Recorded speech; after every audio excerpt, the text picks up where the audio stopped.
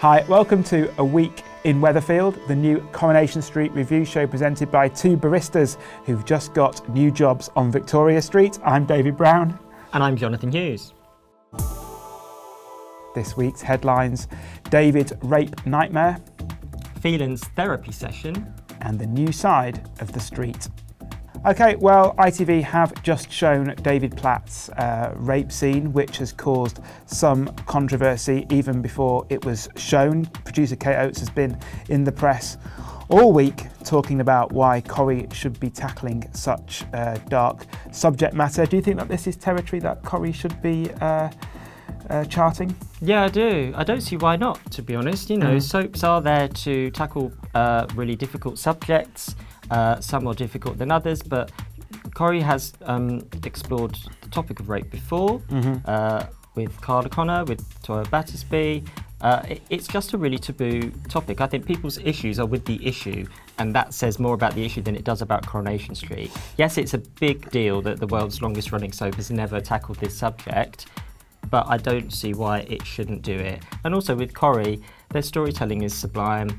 They are always about the slow burn of playing the long game, and as long as it's handled responsibly and affects the characters in a believable way, which I have every faith it will, I don't see the problem. I just find it very interesting people have a problem with the issue. It's not a problem with the show, I don't think. I'd much rather prefer it being tackled in the way that it is going to be, which, as Kate has been explaining, is going to be focusing on David's mental health. I mean, you mentioned Toya Battersby's rape. How long ago was that now? So that was 2001. So okay. We're nearly 20 years after that. Yeah, 18 years. I thought that was a very crass way of handling a very sensitive subject because they turned it into a whodunit. Yeah. And it was kind of in a response to Who Shot Phil, wasn't it, on EastEnders at the time? And yeah. I don't think... It wasn't a great time for the show, in no. fairness. It was, it was, looking back, maybe, mishandled. I think Georgia Taylor performed it really brilliantly, but yeah, I think it was perhaps used a bit sensationalist. Yeah, whereas this seems to be part of kind of like a wider thing on Coronation Street, looking almost like a crisis of masculinity. I mean, we've already seen Robert's testicular cancer.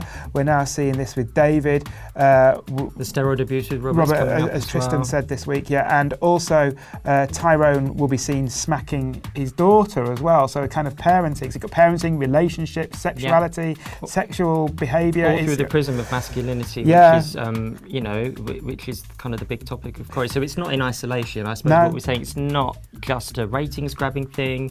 It's part of a wider range of subjects that need to be discussed, and we're better to discuss these difficult things than in soaps, because that's what soaps do. You know, child abuse, abortion, cancer, why are some topics okay to talk about? The problem that I can potentially see is the fact that so much has happened to David Platt over the years. He's had quite a life already. You know, it's kind of been catastrophe after trauma.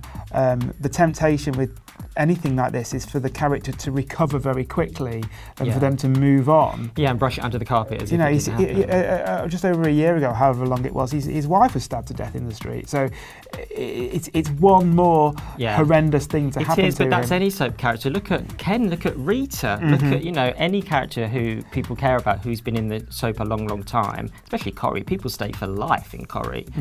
That's potentially a problem you get, isn't it? So we'll see. I mean, it's the long game. I don't think that we should kind of react and people go kind of tear their hair out about it. Now let's see how the story pans out. But I do think also the comedy hasn't gone from Corrie. This is another criticism people are giving it. The only reason people are saying that, I think, is because Kate Oates isn't on the news talking about what Gemma said last night. That was hilarious, because that's not making the headlines. If you watch an episode of Corrie, and I think a lot of the people criticising it at the moment aren't, they're just reading the headlines. The comedy's still there, but the dark material is darker than it has been, but there is still comedy to be had, I think. And there was a certain amount of dark comedy with the Phelan storyline this week, I thought. That got I didn't know whether to laugh or cry or be scared, really. I think that it was definitely there to kind of raise a dark smile, especially in gallows humour. It was very gallows humour. We're talking, of course, about when he kind of made Billy kneel and pray for his having nightmares the way salvation. You say it. Imagine if you turned up, you'd been referred to counselling by your GP, and there waiting for you was Pat Phelan on your knees.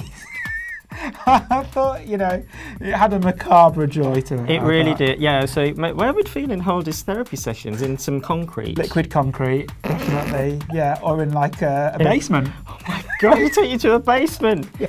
Let's have a look where we're gonna forgive your sin. Oh my God, terrifying. Yeah, he'd hold it in a basement. I'm not sure I would like to be psychoanalyzed by Pat Phelan. But it's like Hannibal Lecter. He was a psychiatrist. It was really. I just thought when it was really. It kept going on. On your knees, Vicar. On your knees. But and he kept quoting the Bible, and then it was a bit like, I'm a bit scared. Billy looked terrified, didn't he? Yeah, but isn't it funny, kind of, with Pat Phelan, he does have the scope to kind of, even despite all the wicked deeds he's done, to take the moral high ground. Because he now sees himself as judge, jury and executioner. He thinks he's above God. He is above God. You know. Yes. So therefore he can kind of do what he likes. He can do what he likes. Who's gonna argue with Phelan? Is God gonna argue with Pat Phelan? Yeah, the pearly gates. I wouldn't fancy that showdown, would you? Flipping heck. Let's have a word about that. Yes. Horrifying. But vaguely funny. And I think, you know, lots of people kind of are saying, oh, when is this storyline going to be over? But come on, admit it, you'll miss him when he's gone. I'm so going to miss Phelan, and we know, you know, the time is coming. But yeah, like Richard Hillman, though, that went on for quite a long time, and he's still talked about. He's still this iconic villain. I think Phelan's going to be talked about in the same way, and we are really going to miss Phelan when he goes, because he's hypnotic. Like, I think hypnotic is the word, isn't it? You can't take your eyes off him, and it's so multi-layered, and there is this bizarre gallows humour with it. But yeah, what's it going to be like, that Phelan? Well, we've got a glimpse of what Corrie's going to be like in the future this week when I went up to Manchester to see the new Coronation Street set extension. Did you get off the tram at Weatherfield North? Oh, I wish that would have been the case. Oh, did they not? They should have done that. They should have actually put you all in trams. Just have it draw up outside. Was it good? Yeah. I didn't go, by the way. I'm sorry, Johnny.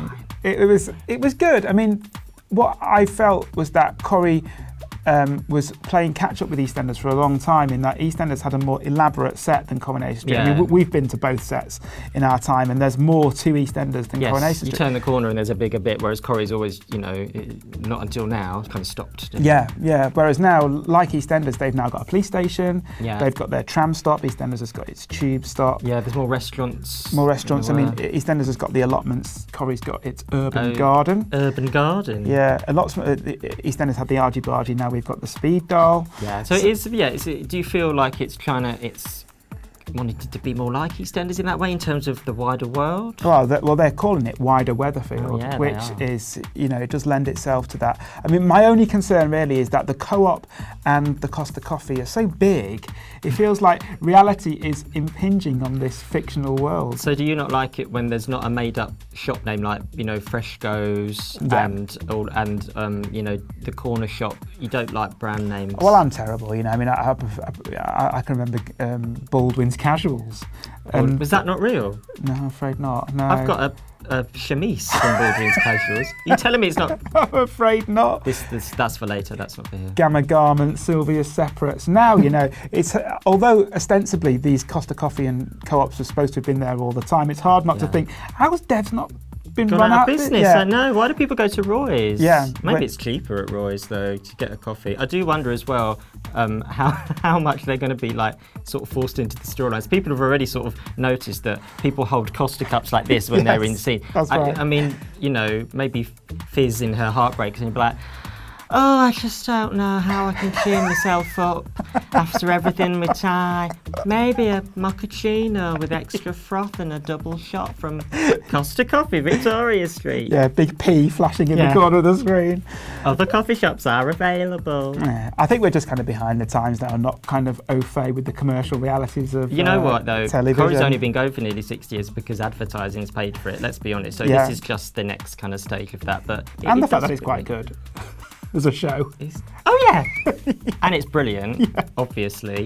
And Costa are now, you know, coughing up. But yeah, so it is evolution, David. You've got to get on board. You've got to get on board like people on the tram at Weatherfield North. That's what you got to do. Well, you can join us in 7 days' time to find out whether Freshco's has gone bankrupt and Aldi and Lidl have moved in. We'll be back with another week in Weatherfield.